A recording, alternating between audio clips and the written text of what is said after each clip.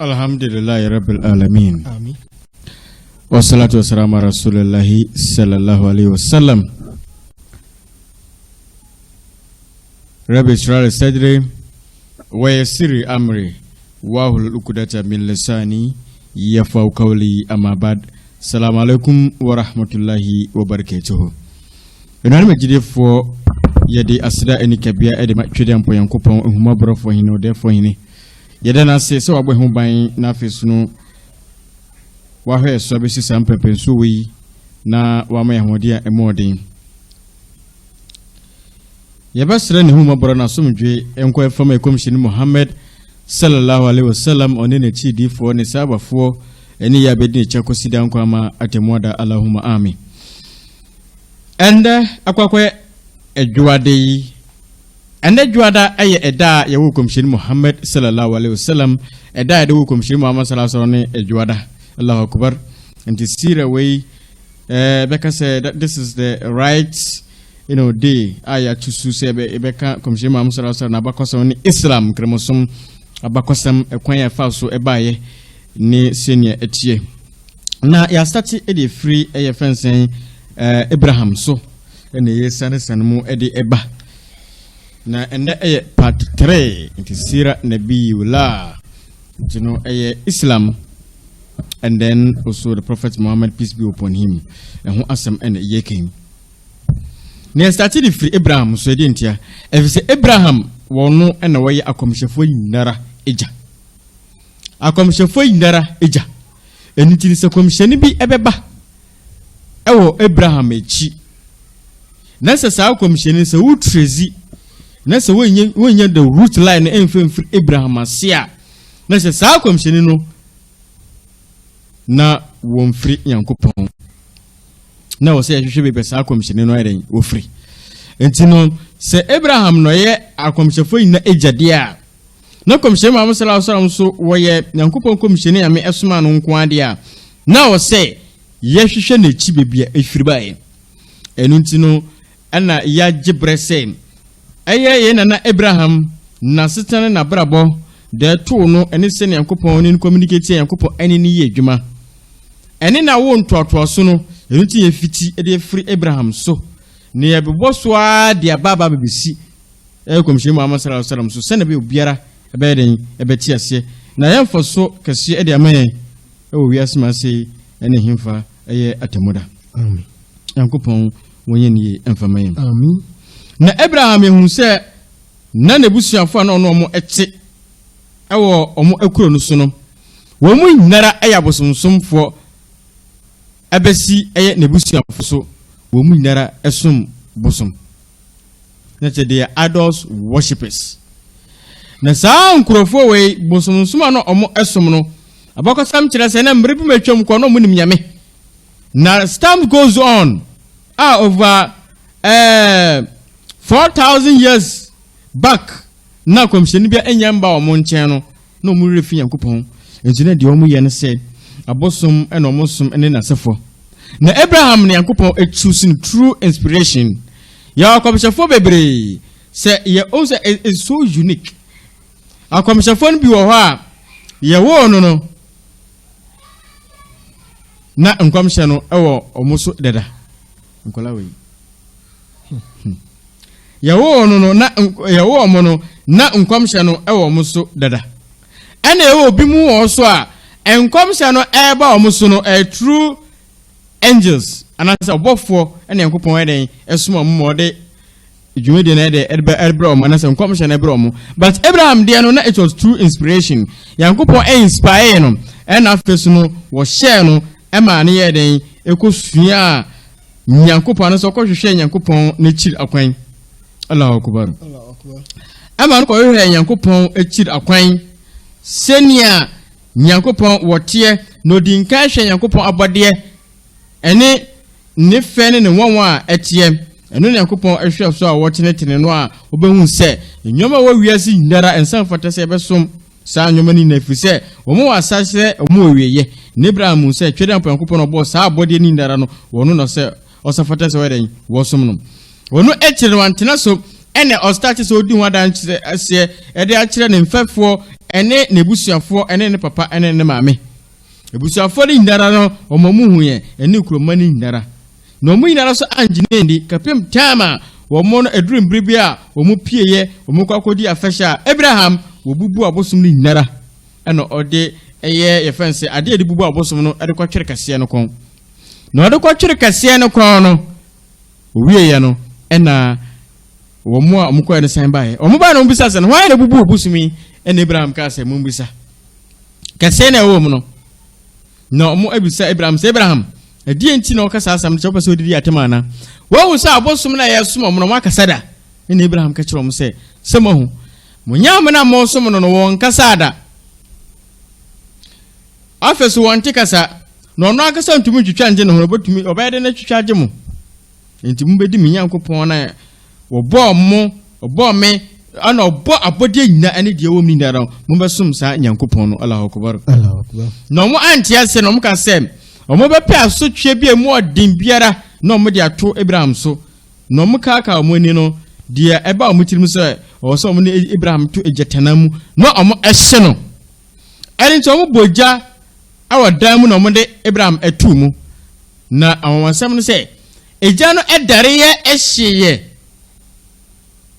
ama bibiara enyina ni ngara adane nso no na nso na Abraham no otim Abraham wote edan mu rabra bibiara enka no Allahu akbar we di adan se wodo ho twetwe da mpon yankopon so a bibiara no a eso ne ye se ne abo atamfo no be plot against biara o mbe hihye de ti obiara no se twede mpon yankopon kwa na wodo ore ana se wakoma edeto no so de a enya de yankopon be di hwembo o yankopon tumi no yankopon be twitwa da eden e de ajew Abraham ija no ba kokora anhye no ba ne sa no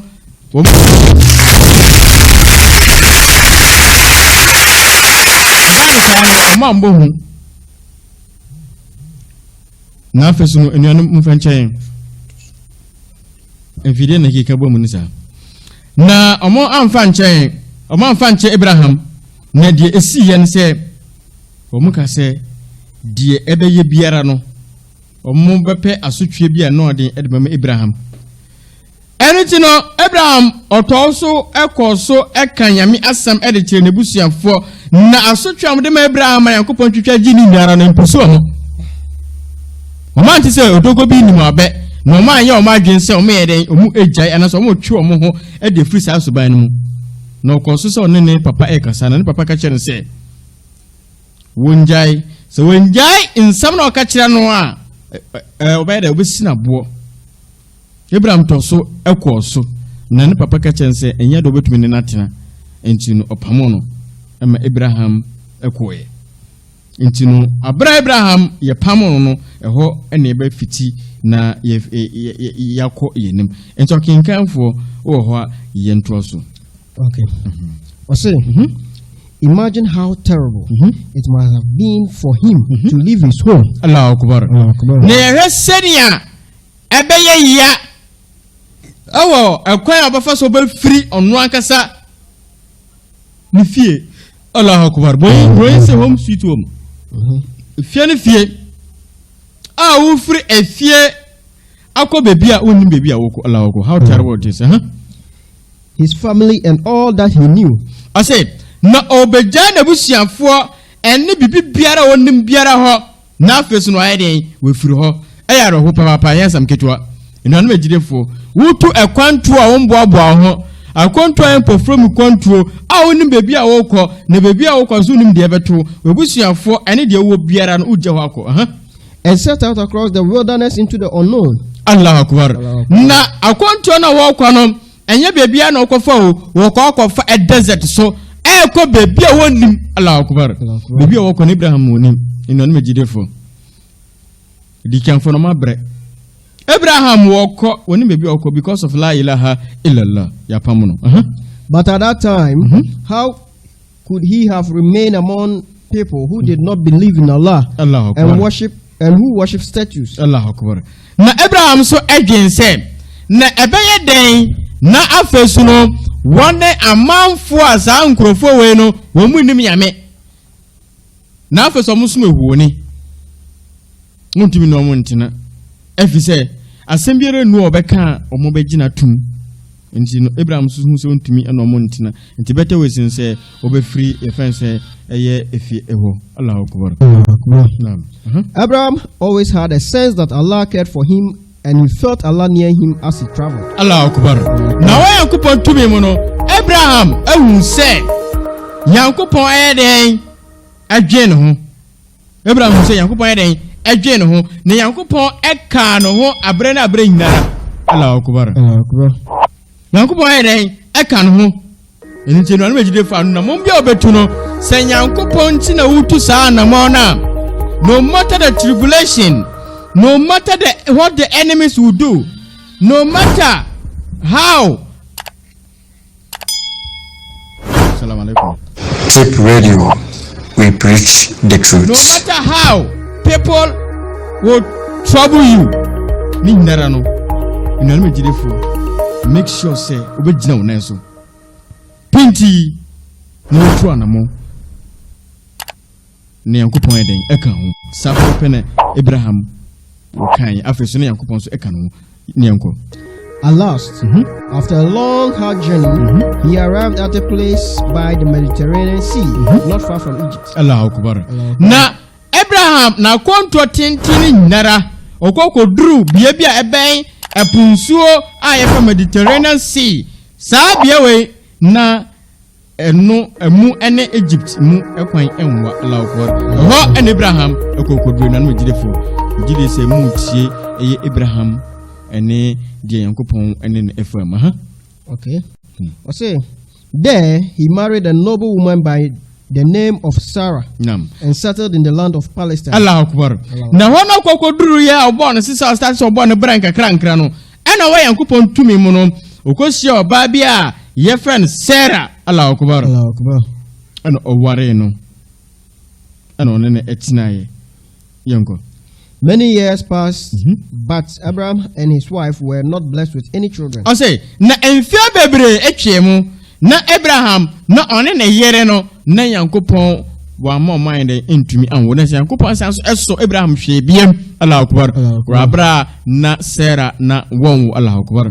Nti na megide for sa also wasum yankopon na wa yankopon adwuma dia kan hu say from trouble to trouble. Yankopon say no mbeka samu yegide for na rabra me nso mo hwa na Allahu akbar. Allahu akbar. And you know, sa baby yeduri yen whole reflection our Genesis chapter 16 last week in Ekanye yanko hobium yanko. Okay.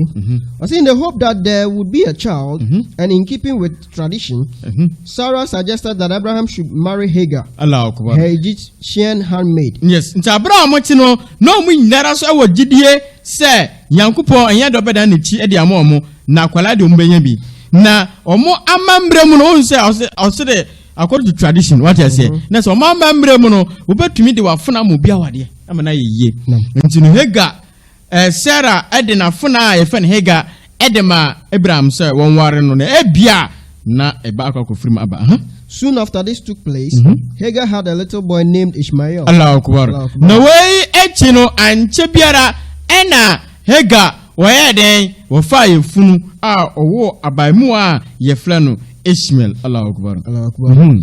Sometime later, Allah promised Abraham another son. I say, na embre echi no Yankopon so ehye Abraham bo so obesan so amana den awo akwala fufuro. Allahu akbar. Eno so no yen ho reflection Genesis chapter 21 we Christian akokan kremonu su betu akokan. Allahu akbar. Nti hu say your source na yifira hadith Quran and afesu no Bible mu. The Genesis chapter 21 one Yankopon boshe ne ba say Hagar so be fa yefunu na wawo. Allahu akbar. Sarah. Sorry, Sarah, mashallah. Yanko. Okay, I say but this time the mother of the child will be his first wife, yes. Sarah. Yes, na say na sambre way na second born no obewo no wo be free eye ne yera odikan e fa Sarah mu na aba. This second son would be called Isaac. I say sa akwala we otoso mi anyway ye be friend say Isaac. And I say Ishaq. Allahu akbar. Allah also told Abraham that from his two sons, Ishmael and Isaac, 2 nations and 3 religions will be founded because of this, you must take Hagar and Ishmael away from Palestine to a new land. Allah Akbar.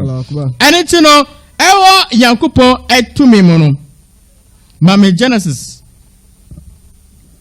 chapter 21 verse number 9. Say Yankupon ka say ewa nasenom between Ishmael and Isaac in Temuno.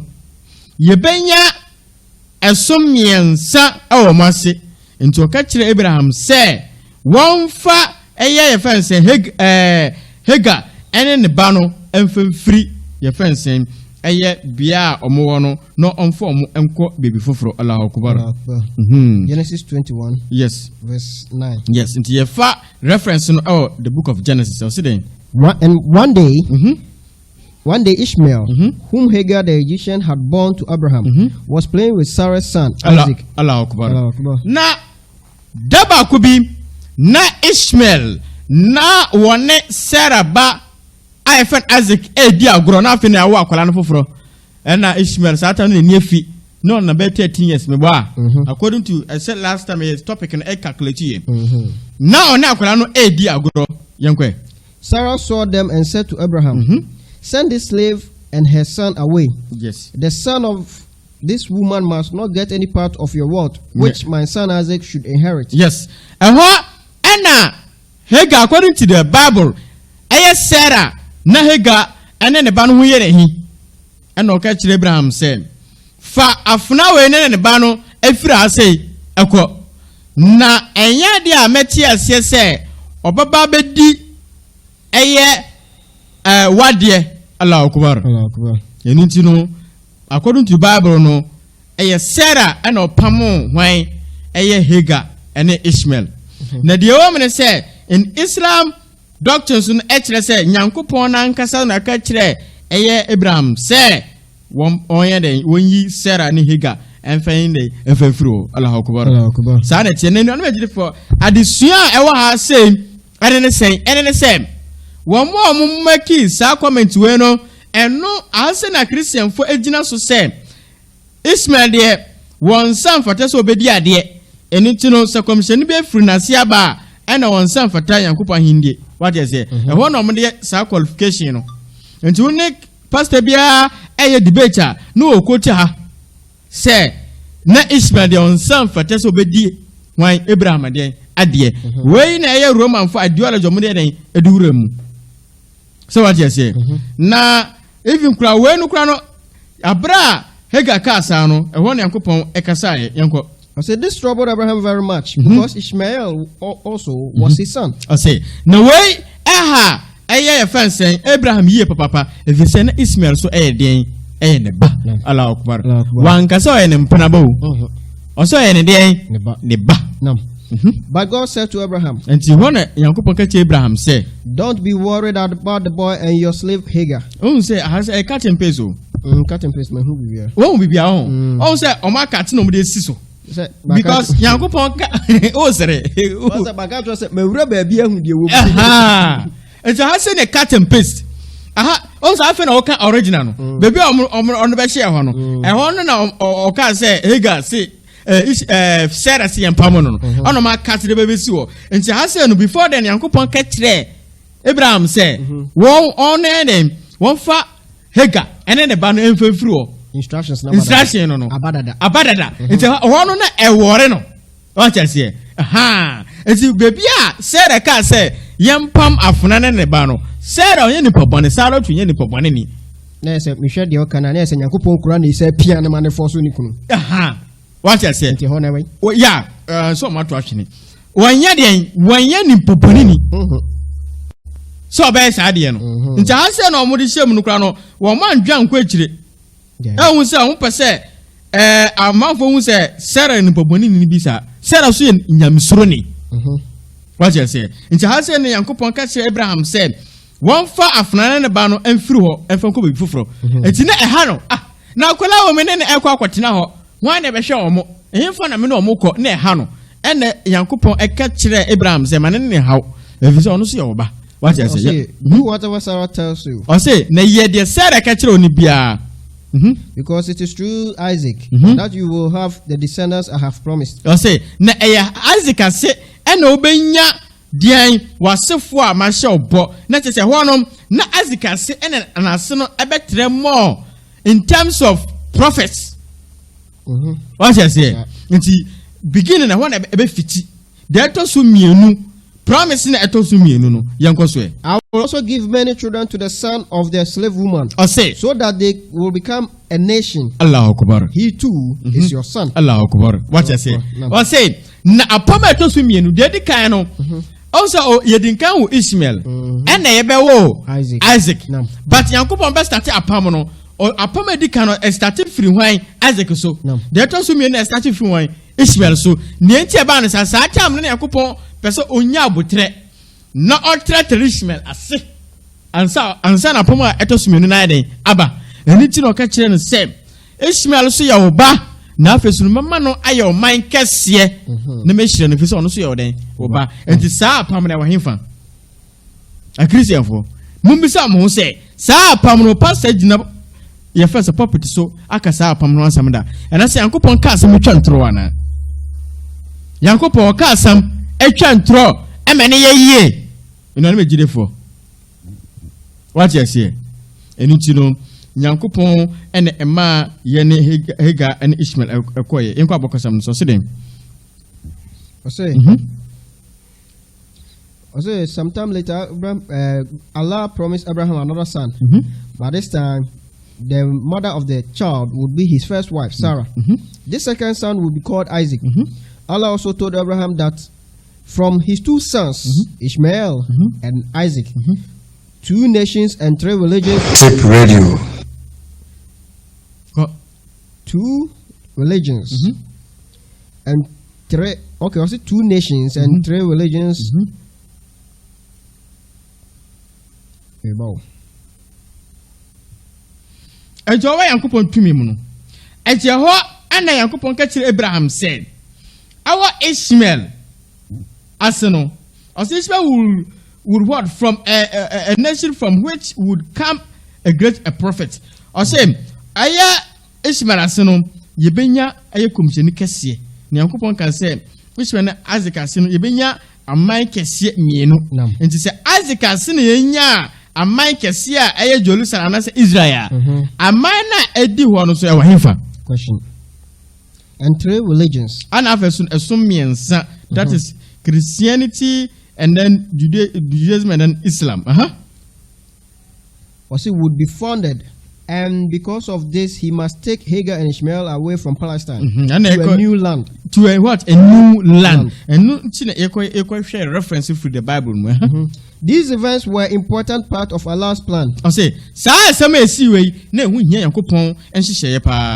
the descendants of Ishmael would form a nation from which would come a great prophet. I say, na Ishmael aseno ombaye emaike sia ebenya aye komisheni kese papa efiri Allah akbar. Nam. Who will guide the people in the way of Allah. I say na sang komisheni we no wobetene amanfo awo Yankopon ekwan so Allah akbar. Enti embisa say Ishmael aseno promise ne baye no the great prophet ne kan wansem na wahemfa. Have you ever think of this? What happened? Bible na confirm. Enti ma dadwe no. I said this was to be Muhammad, peace be upon him. I said as how come Senika say ye kan ho asam say wo be free Ishmael ase aba wo be tenetina manfo yi na ono eno ye eye komsheni Muhammad, peace be upon him. Allah akbar. Me asumji enkana the messenger of Allah, peace be upon him. Komsheni sallallahu alaihi wasallam. From the descendants of Sarah's child Isaac will come Moses and Jesus. And o ye kirem say Isaac ase no ena ya komshafo akase bebre na ebi ne hwan Isaac ene hwan Moses. So it was that Abraham. I say so it was that Abraham, Hagar and Ishmael left Palestine. And you know, sene Yankopon eka say yen sa no Abraham ene Hagar and Ishmael omuna efri Palestine na say Abraham ekwo say wo kwakwa kuja eye Ishmael ene omame. Every Palestine They traveled for many days until finally they reached the arid valley of Baka, later to be called Makkah. I say, na omo 90 ye ekwakodru baby na ewe chire a eho no na yefra eho den Baka echire ene be friend say Makkah. What I say? Was it sabia on first ne friend Baka echire ne be friend den Makkah. Ya hwe reflection ewo Bible mu Psalm 84 verse 5 to 6. Near say, Sa Ikrodin Bakano, our Babrumana, Allah Kubar. Tip Radio, we preach the truth. Psalm 84 verse 5 to 6. Tip Radio, we preach the truth. Near say, what say, Sa Ikrodin Mukosono, ye flower Baka, a children of 4 day, Maka, Meboa, into Yen Hardy. I see Shirani Onipa, and a whole day war, Messi, way back and if ha. What a kind. Say yet your motto. I say, Inshirani Onipa na who den what wumu. Na see you at Impong. No what nakumum. See you at Impong, I want Akuman and then a prigmate.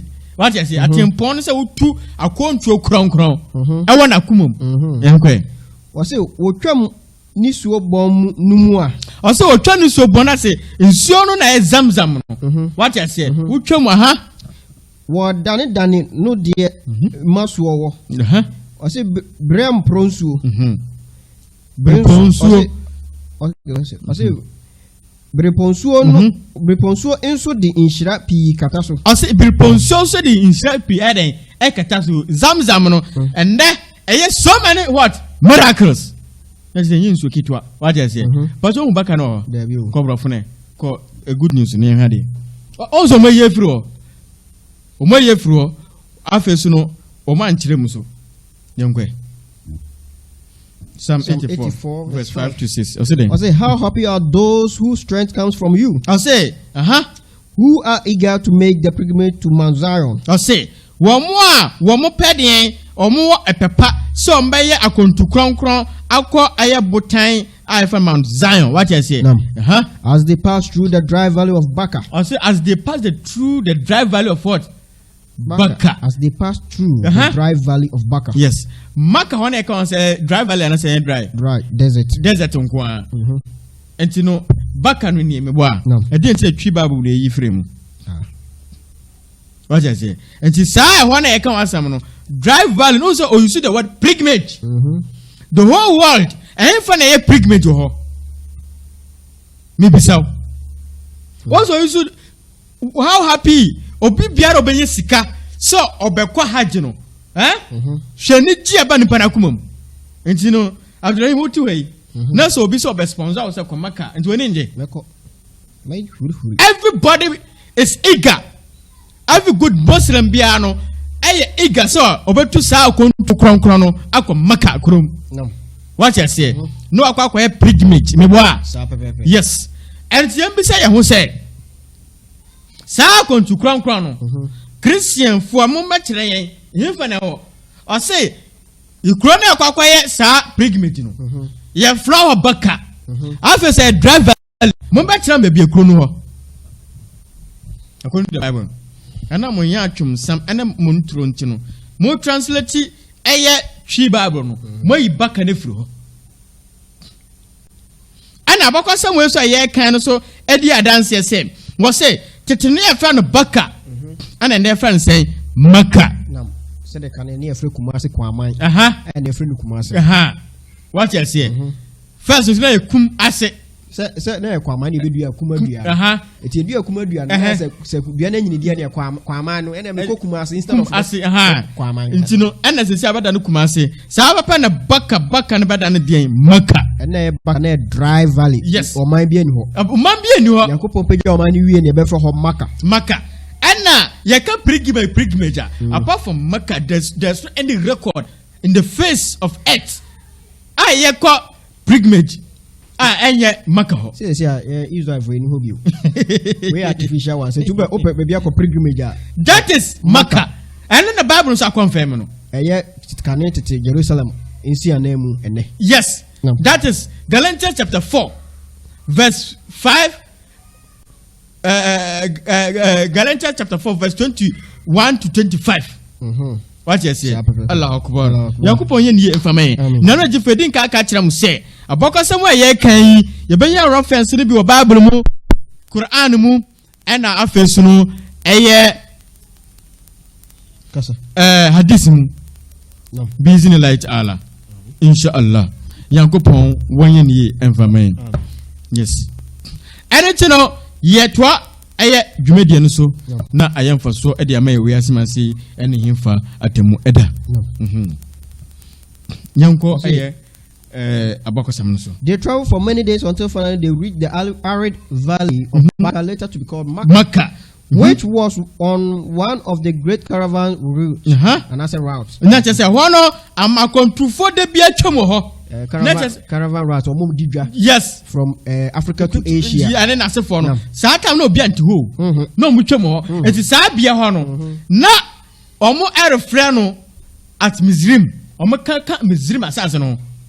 Because na eyensuo e na eche omumu. According to what I say. For Mofanche na the light no moye ha de. Easy. Na kane no ho nyina no efre Mizrim because no me Mizrim for. Yes. What you say? Na o he na history nkra o he kra na Hega no Mizrim ni. Abayiwa ye ware edema Ishmael so Mizrim ni ba. Enjira Mizrim ase o ha de kane no kra ne nsu kra nhye da nche musa o. Ne na nteko. Isa. Abrafo ne betwa. Anu artificial. What you say? Enti ho nyina no ani nyina aka Mizrim. Enti na Africa no. Yes, enti na oka Isaiah 19:19 na. Won obehu Maka na yeka ho asem no. E wo enti na no bejo quotation yeka na wo twere.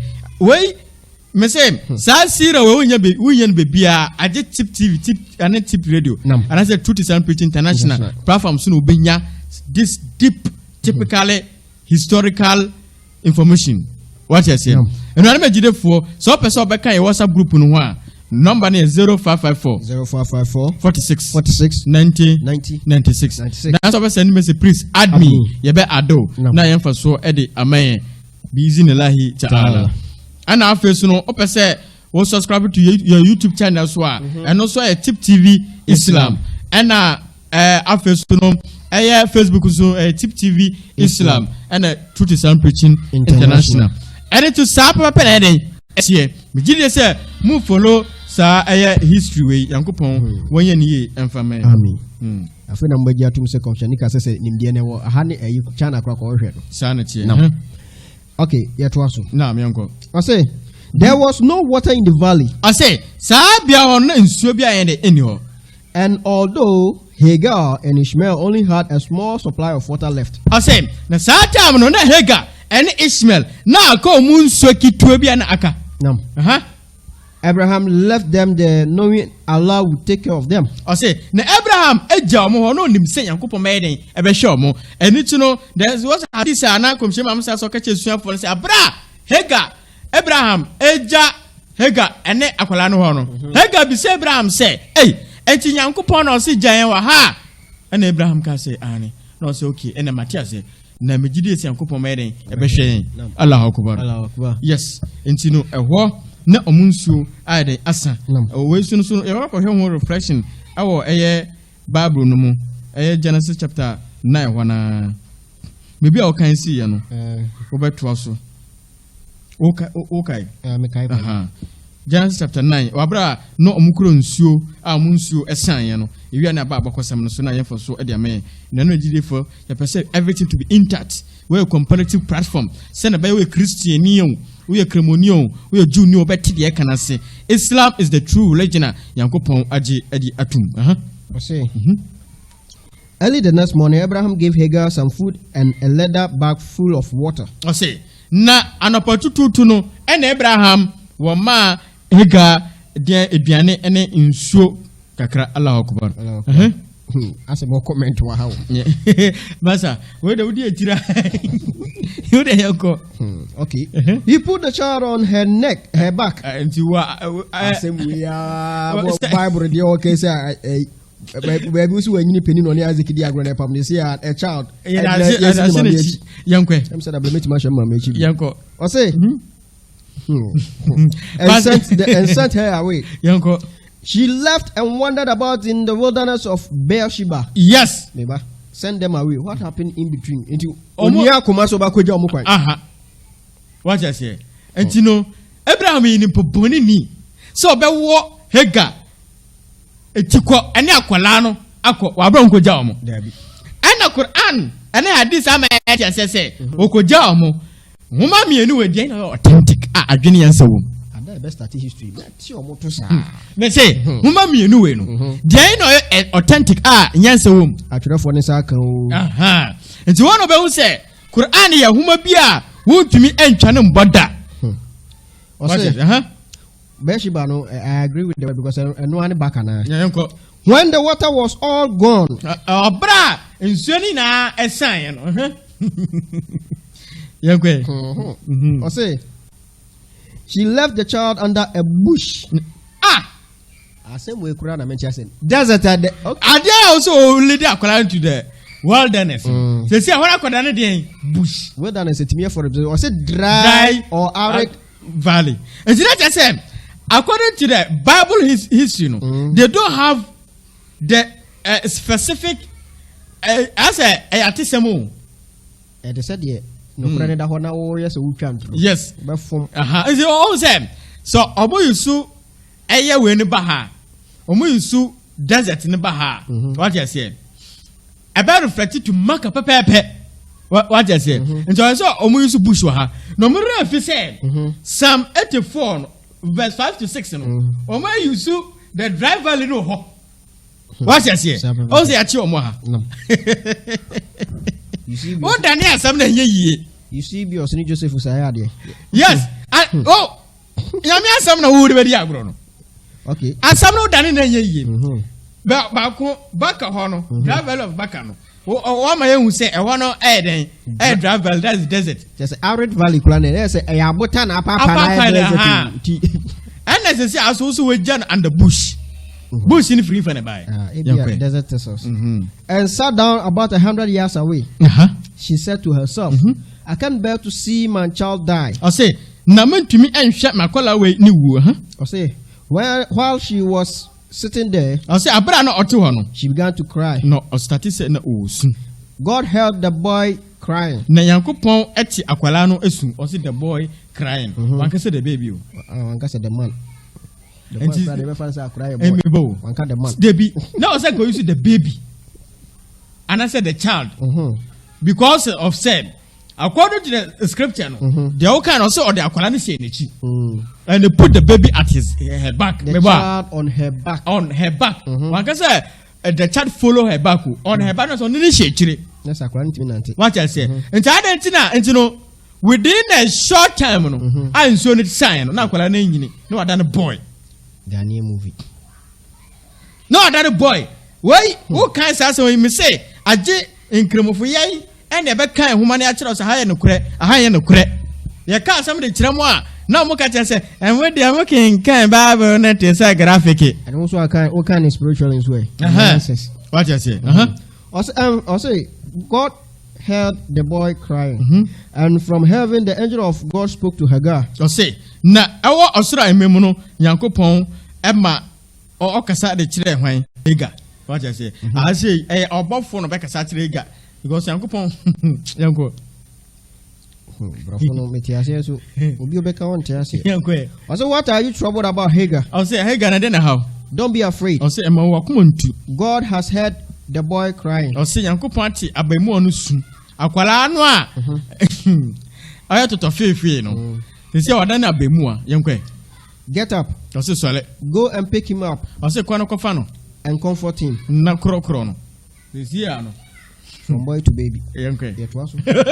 I will make a great nation out of his descendants. I said, no man, my cats here every now say into a cat's baby. No, David. Yes, yes, Uncle Abaco Samonoso. Can I buy a shambo? What are more? Okay. Okay. Soon all the water was gone. The child began to grow weak from thirst. There were two hills nearby, one called Safa and the other called Marwa. Hagar went up one hill and looked into the distance to see if she could find any water, but found none. omunsuo no esan no eho ukai Bible na ose Yankopon ma ega pagyan no hu nsubura bi what you say but when Yankopon actually the process ega FM wa bra na botan mienu okotire no abetire okotire no abetire no wonre how obenya den nsuo na ha.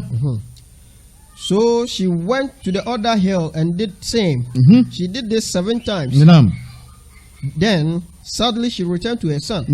And to her great surprise and joy, she found a spring of water bubbling out of the earth near him. Yes. And it's why Yankopon tumi mono. And Hega Yankopon o ma de nsuo free assassin mu ebaye na hadis chere say abra akwala no esuno de na ebubu fam no and Yankopon ma nsuo no free akwala na say den ebaye entino abra Hega hu say nsuo no etene no na komhye ma musara salam ka say Hega ebobo nsuo na no what you say oboabo no ono ka say zamzam just say boabo no entino ena ma nsuo no nsubura o say enkanye sa ngeso be da river etwewiase esi Allahu Akbar ana ama Hega de ebobo nsuo no ano this spring near which the mother and child settled was later called Zamzam. I say na sa ho no sa nsuo no later on no ye be friend Zamzam The area around it became a place of rest for the caravans traveling across the desert and in time grew into a famous trading city of Makkah. Allahu Akbar. I said me try trana. Say no no. Say Makkah nipa nya atra ho dia. Yes. And you know abra nipa betina ho na e fro ho de Makkah. Na de e ho na say wabra na nimpa no atwam ekono mu se nsuo ho no omuduru ano mamba o masese no mayeden o matena ho se tetena na ya chichi bi nsuo wo ana yedi chichi kuro nam sana tie se ka Maka no kwa betima kira se anka mepe nam me ye be kira se chichi because wonderful also from time to time Abraham traveled from Palestine to visit his family and he saw Ishmael grow into a strong young man. I say na mbre na abra sunu na Abraham woko no akwa akwala no oko no akwa akwala no trese akwala no enyiniya obedane abemu a It was during one of these visits that Allah commanded them to rebuild the Kaaba. I say our sa mbre no ene Yankopon ehye Abraham say wonsi Kaaba dan no the very first place where people had worshipped Allah. I say sa bia wana ne de nimpa aiden asum Yankopon yes pen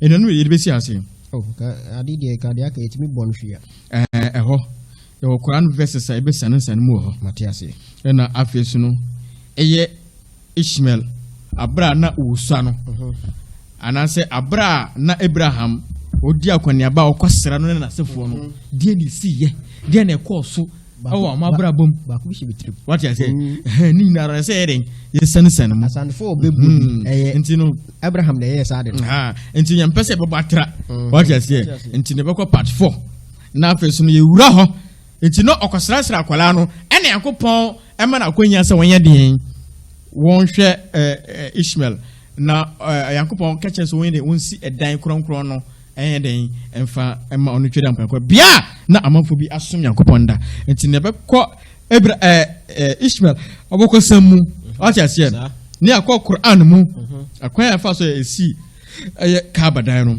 me ahwe the reflection in the Bible na emfa so e dia men no na magidefo am next week Monday. Stay tuned for the continuation part 4 Siratu Nabiya. Yes, part 4 it ya to your boss and the yes mu with the historical background from various aspects. What you say? You started from pre-Islamic time. I started ewo offense Abraham embreso. I yes mu eden eba send be obe tears ye because nenti I started from say ni a Christian phone na esuade o. And who started from Islamic time now no one dares here until you started from pre-Islamic what time at the Eban. Now also pre-Islamic Ibusau. Yankopon say Abraham was a Muslim. To pre-Islamic and any day. And then the same.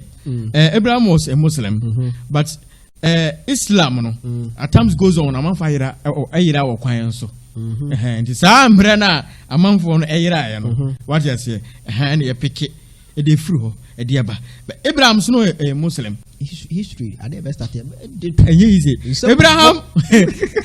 Abraham was a Muslim. But these people, so when you talk about Abraham is a Muslim, What you say? Sanity. Say, Yaka Islam. Na, a yo must say, a year, your friend saying, Komseni, time on Islam by.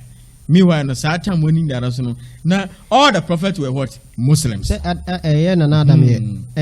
prophet. No. He was a Muslim. His sunset was a Muslim all the way to Noah. Yes. Enoch, Noah, Nana, Muslim. Yes. Or quite a no was in I drew me a Copacacha section free or Manfuni.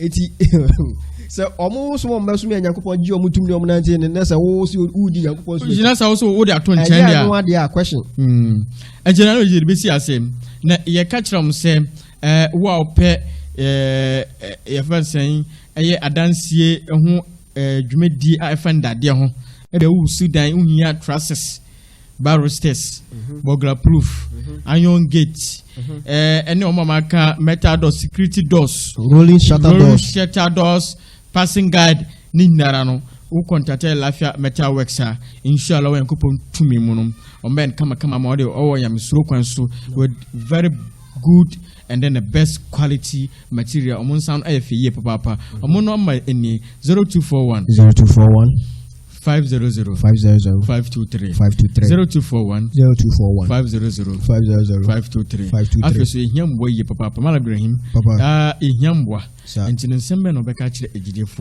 ejidifo we dey said the American ye hwe Christian for calendar mo ye si afufuru na ye say afi bia so ni mu nsem na afi we nsem kakra pese Nyankopon dwumadi ye ne say TV shows no e say yetimi ye den e hyehye na mehwa ha moma ye be soundproofing say a bodex like ye dey kan ye be hye mo wa hu wani beje na wo say nyamdwuma ne ye no hu kunwa ne ade ye nwan bi ahyase ye nyame insha Adam Germany amen insha Allah nyame enye nekase no ntu ne sufre insha Allah wa bre nice sofa ya ba ko ade ba nanso no ye hwe se ye benya bi ade account wo so a wo so betumi abo no na wo de abasa flower pot flower kwa no benya wo so fara sa flower pot ya painting ne you be anything that you think that you can use to decorate a studio betumi eden ade aba say ye bo what say plywood ye be bo na ya staff na light room na ya kama no dey say ya obetumi abo ya obetumi aye aboa ama studio na afa bia no inshallah ofra ye beje so ni aso mefise nyame dwuma no saraka tudware a Mallam ye Mallam peni Mallam iso say wa wuko beboa amen na minimum celebrate for ye ni ade mpa wo nyame samkam wudi se papa na wusu na ye bo no wazi mama fo sakra chanete eti wufi se o wona daka mremre de na woje ye saraka tudware no inshira anya inshira ke eti wa ana afeso omo bua ni nyinara e ho na me ba no o kokonongo wa auto petro guni kan wa wuko eso de bia bebo ne wazi obi betia obetu ba bia no unya usunya hu nhira wa ha chanete eti se wo ye saraka tudware ase de Nyankopon adwuma papa enwene ne we ye friend long term plan no so what I say aha ti nyame adma ene be radio session hu ni se ni wie sa o isi ano nya fence stabilizer and stabilizer and table net Vodafone and so 1000 Ghana which is very strong pipe because you medium say you started call live because you TV dey no kura say call live radio kura say ba live na say kaya yi na kan wo so to kwa shema na just you dey hia mbo ye papa avesu public dawa yes ye nua ay Abu Rashid wa service car na ewie kama akase ye be ya ho papers na ewu no that's a world worth insurance na fibia say we what you say and say 5 million insurance ne be that to so ni road worth no obi o driver bia enim oyawe obi anim insurance obi an ne onya we dia ma menjere we what so ye mu ya we enya fe no bechirim sanity anyway say that sukin ye beko eno ne asebo ye hwe say insha abedu na adofo ababa beboa na yemfa so adofo ye ji adofo so etiro sa anetie ana fa asase no asase no nwan magidefo anwane ko ahwea eda ahwea kokoguso entino akase ebetwa blocks no na inshallah na ya start dwumedian kama na edin shira kase ede ama ewi asima sei ene mfa atemuda imichia eye ye fensen Fusena Mahama Munya baba kumete ne nka che ya me hira ne ye papa no so obo ya medwuma ye papa ya me yen kese na onto no nkondem de bi one ye ne tie nyamesam no nyame entie no so fe do hwehwe biara nso yankopon nyamfama no ompagya na wɔ natamfo so Adam Germany ono so ebon homodin papa yankopon hyira no na onye no kese na de hwehwe bia so ne nsanka alade tijani yame ya ne kese o mana pomdi modin ene ne ho kani hajja safina tu ene o mama kani nara mu supportive dwumedie we Alhaji Mustafa wono no de asase we e de ma ye mo hwɛ eye screen so a mebohu se eye asase no na ye de ahwe kogu so no inshallah won yam kopon yame efa no so na o de sa asase wonderful land we e de ma ye a e de be fiti e de aye dwumedi yame so inshallah no e wo wiasemasi ene eye atemuda obi biara so ne tekunu no sempoa o de bo no sankopon inshallah no mo mutu o mantiri du so no so ye bɔ mpa ye de amom dada ne de biara so ye bɔ mpa ye de omom obi biara ne dwuma sam enko yie no yame empage ne dwuma emfama no obi biara na wore sam akatie susu no yankopon oma aware no enyini na ye from na asomdwe ene ntiase ene nhira embrem obi biara so ne nkrata sam bibiara eha no so ye bɔ mpa ye se twede ampa yankopon boa no na afi so no nsa enka ne nkrata sam wo mo ware ye so ye sere twede ampa yankopon wo mo yerepa na mo ahoden a mo betumi de aware ana afi so no ayo omo so a omo pekunu no so no yame mo ekunu pa na omo ya setena pa nhira eden ewom yame bo ho ban ewi asema sei ene eye atemuda afia yesimi wo opese yankopon ye obi bia ma wo na ye nkoso na ji ema wo no yutekunu wo sempoa na bo mpa egu so tweda mpa yankopon misika meyini me de ba support Truth Assembly Preach International omo ya medwuma omo ye obetumi esi wa adwene pi ebia a hospital ebia a studio ebia public dawa na odiaba yankopon so inshallah bi izin la taala obema afi wei aye nhira e de amon bi izin la taala ama bibia akoso efise abra yankopon baka se yen sala bia no se yen de yen zaka eni ntino wo ye sala no na wo so wuyi e de boa yamedwuma inshallah enche biara mo behu se na eye blocks no ye best start ni yetwa cement ba ko ena obenya hu skill mienso wo de o mfa sika na fam da yena ya wetimetim tabom bola junction wo de cement kan gbeduru ha wo de fre 0554 46 90 kachira se mpemfo secretary anasa malame me de cement na ba beduru me yingui ya be kire office Truth Assembly Preach into your office wo no da be begu o se wo betumi da kwa asase no so a yewo asase no so offense esuo so yewo bebi wa betumi da kokogu sa iron rods no betumi ato se gravels no so betumi donate o sika bi o de bebi biara no yebebo ehomoden na ye di hu dwuma kama na ye da bo din eye musirinchi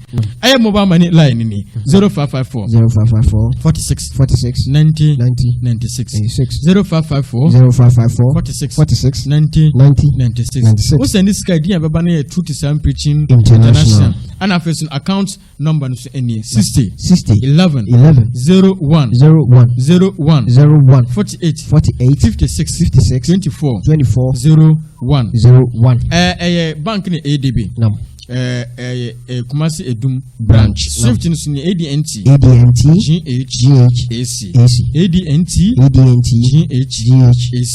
obi biara so pese o kan aye group no aye din kan akandada eno so be send message e aba please add me inshallah ye be ado na awe yankopon tumi mu no wosuno why den wosua de kakra e de aboa yentie aye video at the background of ahwena e de gogogu no anyana ne start fan anyana singers ne 5 akọ we kan we hwe we ya na 5 we 1 2 3 4 5 ni we hwe no we dey for shege madina asha asia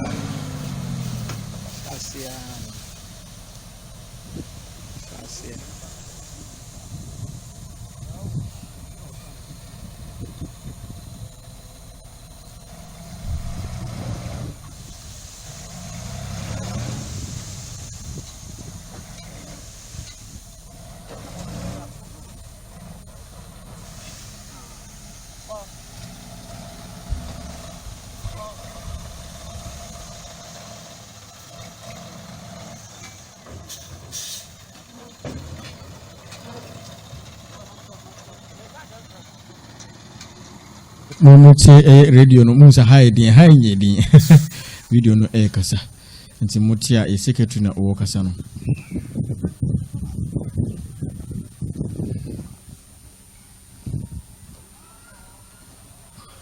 Nti mama yembo adwumedie we. Baako mmienu nsa nnan nanum anwea na ne start fa no dwumedie no yɛahyɛ ase a no agyidiefo no a ne yɛyɛ no anwea no